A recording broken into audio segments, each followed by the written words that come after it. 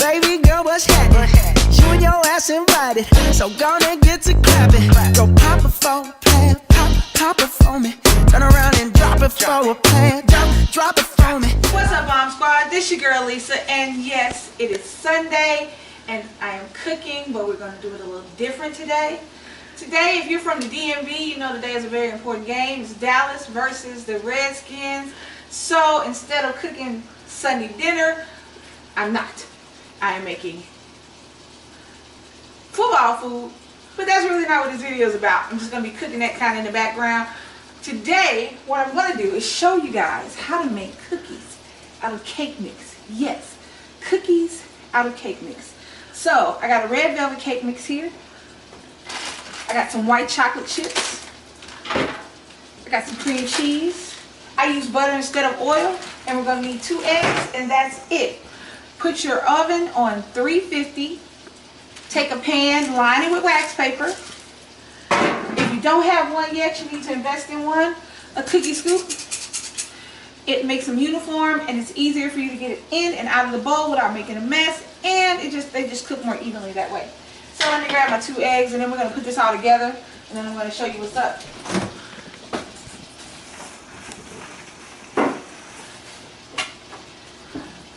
Okay. Alright, let me start something, guys.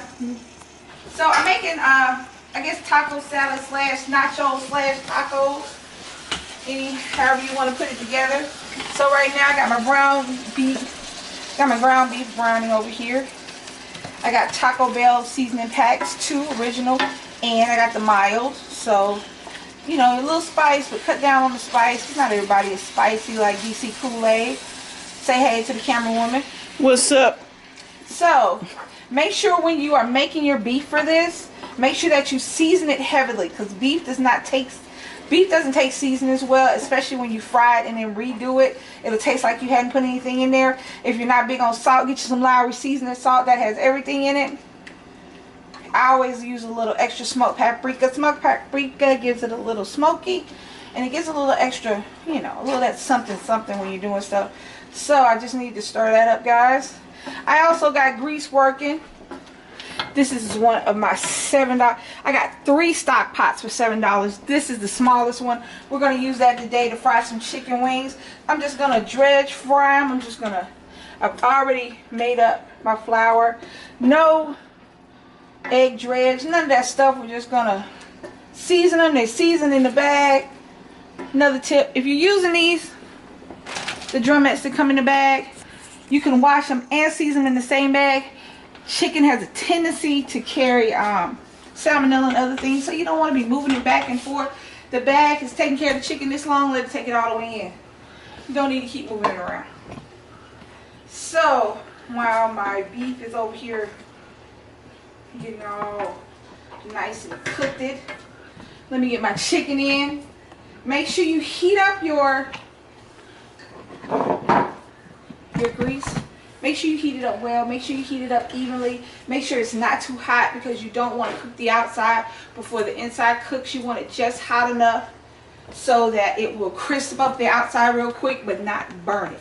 So let's get some of this chicken going, and then we're out to the good stuff. These are cheesecake brownies. These are red velvet cheesecake brownies. It is going to be the beast. Understand and know that. So, I use Lowry seasoning salt. Lowry's has another salt too out that has more of, it doesn't have the paprika in it. It's just onion, parsley, garlic, not a lot of salt. So if you like that, use that one too. I use both of them, a little extra. Yeah, it's spicy over here. You know we gotta do how you do it big. This is actually flour and rice flour. If you know anything about flour, you know that'll give it a good crisp. But if you use like cornstarch or rice flour, it'll make it extra crunchy without adding all that extra to it. So I suggest anybody invest in some of those gallon bags from Walmart. Easiest and quickest way. Y'all don't have to get in there with my hands. So you know how we do. Grease is not ready yet, so we give it a little bit longer. It's not ready. That is a lot of grease. That is an entire bottle of grease. It doesn't look like it because I use the stock pot, but that is an entire bottle of grease. So while we're doing that, I'm going to go back to this beef over here. I got my beef from Walmart. It's really fatty if you can look at it. You see all the grease and the oil that's in there? Make sure that you completely cook your grease before you drain it, because if not, you're just going to put extra oil back in there if you haven't cooked your meat all the way through. So just make sure it's cooked all the way through before you drain it. Mine is still cooking. So give it a few more minutes by the time I get all these wings in here. Now it's starting to get better. Come on, baby. See, it's starting to get that fry to it, but we're going to let it get a little bit hotter before I put anything in there. The more you put in the pot, the colder the oil is going to be. So you want to let the oil get up to temperature before you put stuff in there. I thought it was a little hotter. My bad. It's been on for a minute. Which y'all know I'm not really good at this whole gauging this electric stove stuff. So we're a little trial and error in ground. Yeah. So that noise, that's what you want to hear the first time you drop one in. So drop them in, do not drop them in. I say drop them in, but lay them in because you don't want them to come back and you don't want that grease to hit your arm, because trust me, you won't like it. The reason I'm using the stock pot, because as you add chicken, your oil is going to grow. You want to give it enough room to grow. And also enough, but not enough, but you want to give enough room to grow, but enough space so that it won't splatter on the outside. This gives it enough to pop and splatter without getting it all over your stove. So I'm going to do this in batches at a time. I'm not going to fill it up because it'll take the heat of the oil down too much and it'll be just, it won't be good. And it'll also cook quicker if you do it in smaller batches than trying to put all your chicken in at one time. So this is my last piece. Move them around a little bit so y'all got a little area to be in.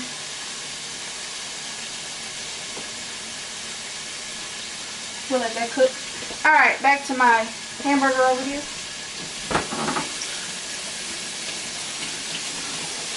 It's almost there. The hamburger is actually the easiest part.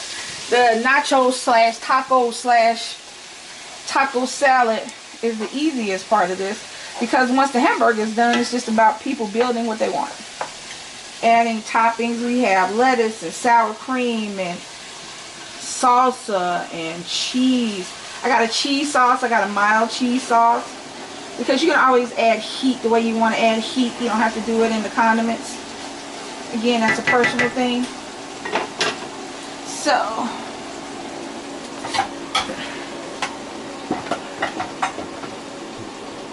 get a colander. Take your colander. You want to drain that oil off. You keep your stove on. Don't turn your stove off to do that.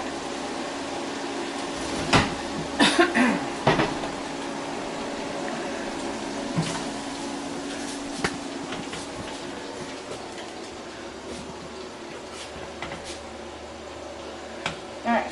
Get as much of the oil out as you can.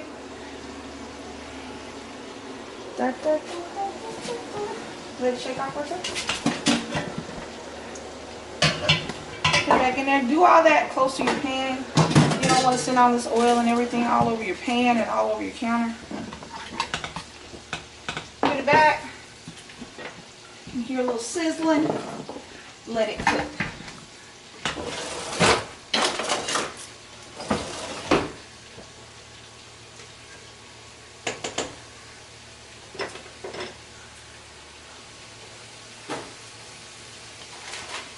These sizzling.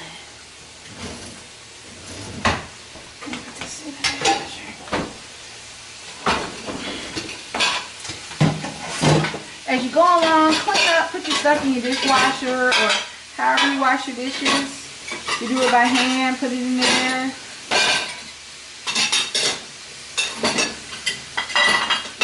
Excuse me, I'm very anal about how the dishwasher should be set up. It's my bad, so I go and set it up. The way it should be set up. Alright, so we're going to stick this in the dishwasher.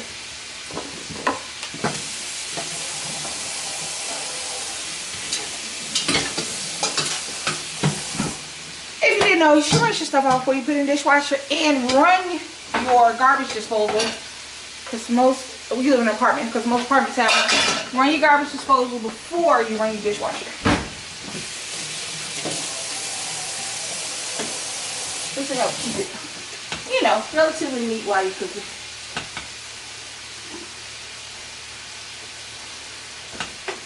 Alright. Alright. Saute it a little bit more. After you put it back in the pot, you gotta get all that excess oil off of it. So, that being said, this is not baking, this is cooking, and this is not an exact science. It's a whatever works for you. I don't like my taco meat real soupy and juicy, but I do want to make sure that all the seasoning is spread across the meat. So, it'll tell you to put a cup in there. So, since I'm using I use 2 pounds of meat. I'm using 2 seasoning packets, but I'm not putting 2 cups of water in there. I don't like for it to sit around in the water and get all of it. You should always have some scissors in your kitchen too, right there.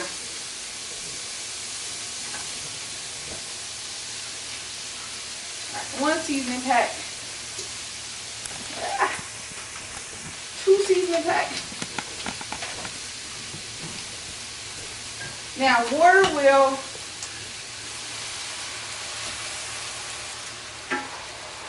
you want to put enough water in there so that you mix up your seasoning pack, but not so much water that it looks like taco soup.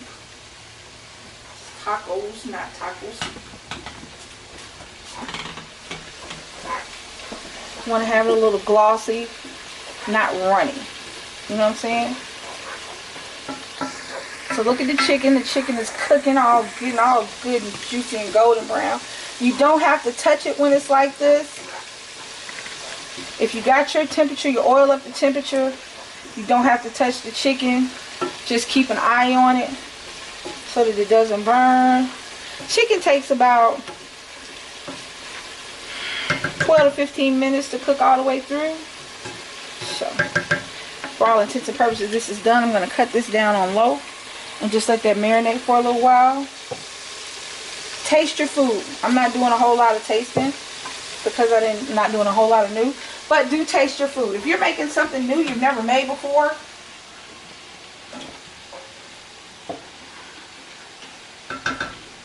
taste.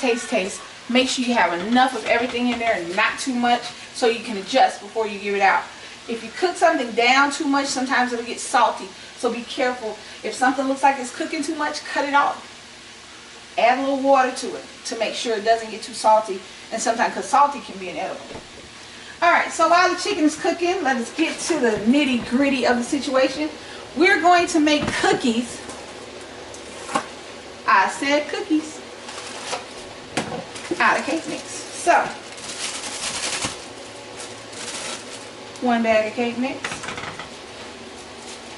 You're going to do the cake mix almost like it says on the box, except you're not going to add the water or whatever. I don't ever use water. I use cream or milk or whatever flavor I want, so I very rarely use water. But you're not going to use water. So, there you go. 1 cake mix, 2 eggs, 1, 2, and 1/3 cup of oil. I use butter, and this is 1/3 cup, by the way. I use butter. And now that we got everything in there, we're not going to use a mixer. We're going to use a spatula. Because we don't want to mix it like a cake. We want to mix it like a cookie batter. We want it to be the consistency of a cookie batter, not of a cake. So you're going to kind of fold it like this. But you're going to make sure everything is incorporated. See?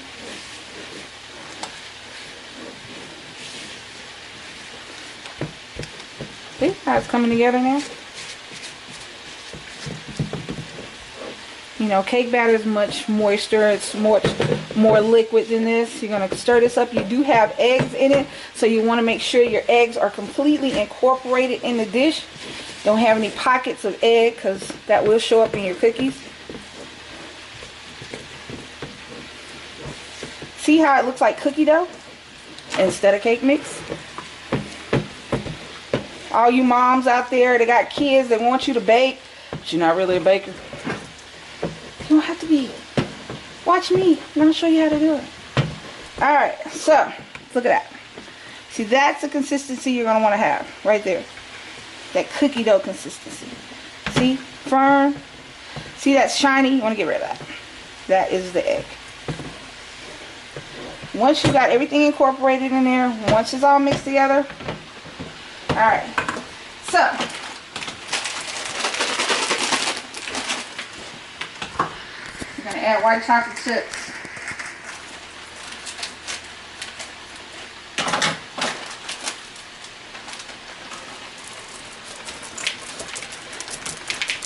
Just eyeball it. It's the taste. You want to make sure you got enough so they go in all the cookies, but not so much that it just burns, because that will burn. Alright, when you use cream cheese, as long as you don't put it in the refrigerator, or just use Walmart. We got stuff going on outside, y'all. Alright, as long as you don't put it in the refrigerator, you can use it right out the package, and it'll be soft enough for you to mix in, because you're not going to mix it all the way in. You want to see the stripes of cream cheese in your batter when you make your cookies.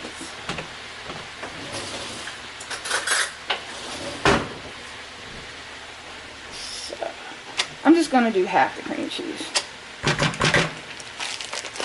Right. So we got enough for another kind of cookie later on, but we're only going to do one today. Alright, so now you want to mix. It's kind of hard with a spatula, but still do it. No use in dirtying up other stuff. It just takes you a little bit longer, but that's okay. So you want it to kind of look like that. See what I'm saying?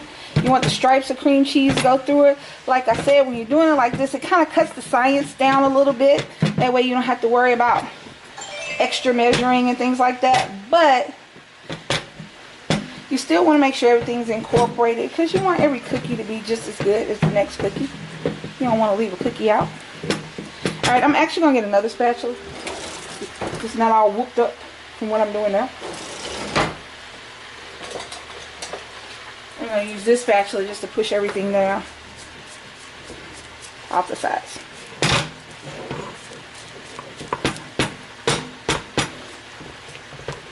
Alright guys, so we have got everything mixed in the bowl. I'm going to show you again what we're doing. There we go. Okay. That's what it should look like. Now, invest in a cookie scoop. It's best for cookies. Now, I'm going to spray this cookie scoop a little bit with a release spray, so this stuff will come out, because it's kind of sticky. Now, line your pan so you don't have to worry about spraying, you don't have to worry about them burning. Line your pan with wax paper or parchment paper. Get a scoop, drop it in.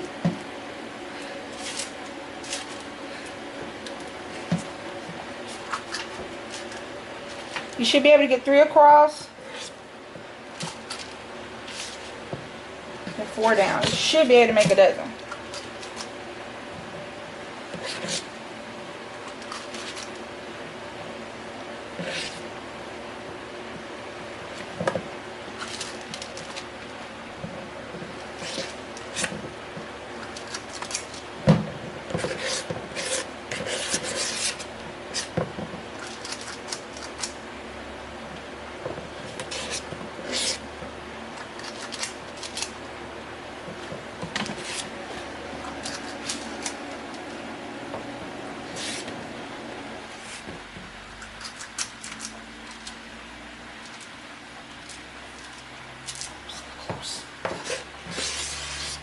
Alright, last cookie. We still got enough for, looks like Might make 18 to 20 cookies. So see? Alright. Let's put them in. In the oven they go.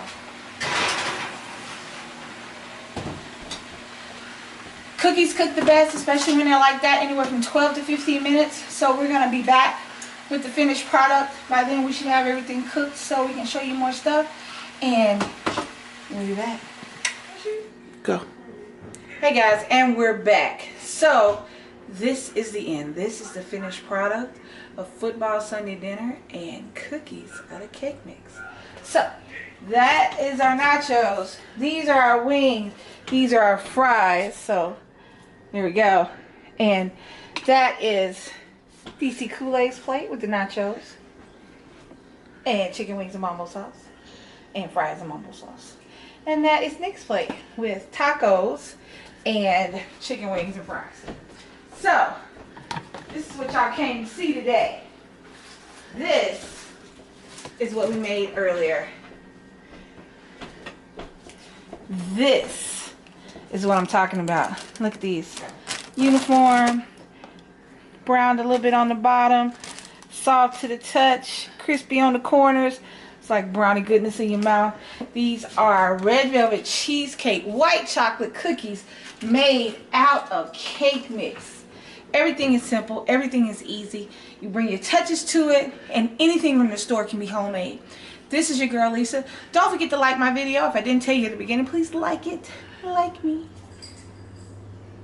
Don't forget to comment down below if there's anything else you want to see. Any other kind of cookie you want me to try to make. Think of a cake mix. Think of a cookie, and let's see if we can get it together. Share. So just in case somebody else wants to make a quick and easy dinner for Sunday football or whatever sport or whatever day for that matter. And subscribe. Subscribe. Y'all subscribe to me so I can keep coming in and giving y'all this good stuff. This your girl Lisa. I love the Bomb Squad. I'm always down for y'all. Tell me and it will be done. Cooking with Lisa on Sunday is out, and peace. Mwah!